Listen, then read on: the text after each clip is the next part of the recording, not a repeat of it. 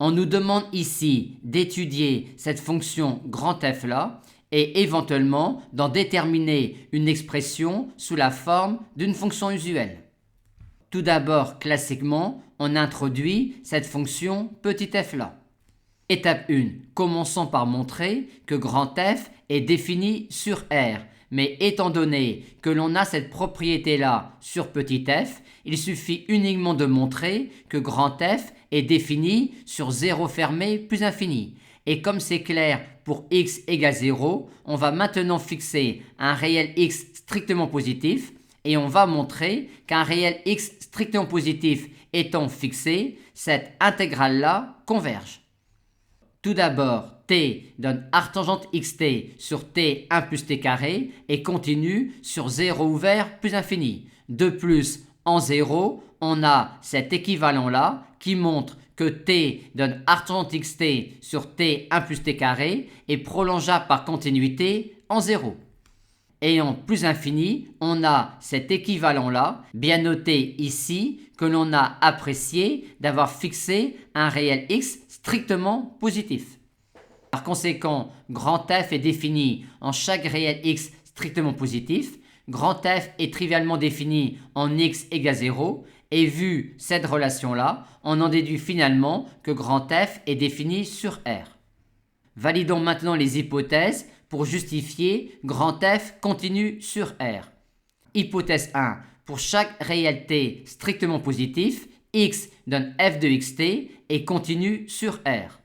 Hypothèse 2. Pour chaque réel x, t donne f de xt et continue sur 0 ouvert plus infini. Hypothèse 3. L'hypothèse de domination. Il s'agit ici de trouver ici une fonction phi de t indépendante de x et qui soit intégrable sur 0 plus infini. En d'autres termes, il s'agit de montrer que quel que soit le réel t strictement positif considéré, on peut trouver un majorant phi de t de x donne cette quantité-là sur le segment moins AA et un majorant phi de t qui soit une fonction intégrable sur 0 plus infini. Mais comme pour chaque réel t strictement positif, x donne cette quantité-là est une fonction paire sur le segment moins AA, il suffit ici de faire parcourir à x le segment 0A. Ce qui nous permet maintenant d'enlever ici les valeurs absolues. Maintenant, étant donné qu'ici il n'y a pas de x, on recopie cette quantité-là telle qu'elle. Et il s'agit maintenant, à t fixé dans 0 ouvert plus infini, de déterminer un majorant de x donne arc tangente xt sur le segment 0a.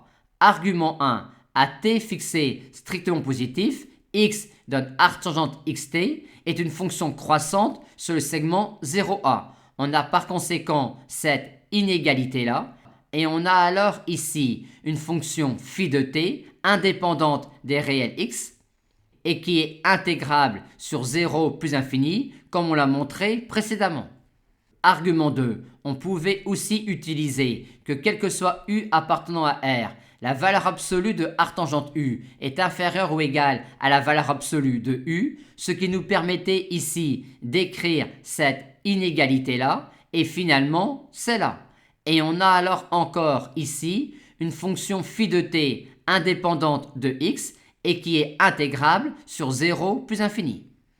Et la validation des hypothèses 1, 2, 3 assure que grand F est défini et continu sur R. Validons maintenant les hypothèses pour justifier que grand F est de classe C1 sur R. Hypothèse 1. Quel que soit t strictement positif, x donne f de xt est de classe C1 sur R. Et on a cette expression-là de la dérivée partielle de petit f par rapport à x pour x réel et t strictement positif. Hypothèse 2. Pour chaque réel x, t donne f de xt est intégrable sur 0 plus infini, on l'a fait précédemment.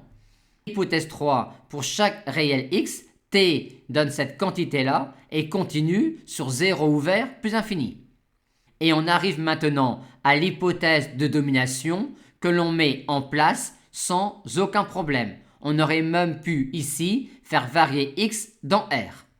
Les hypothèses 1, 2, 3 et 4 étant validé, on peut dire que pour chaque réel x, t donne cette quantité-là est intégrable sur 0 plus infini, que grand F est de classe C1 sur R et que l'on a cette expression-là de grand F' de x pour x réel.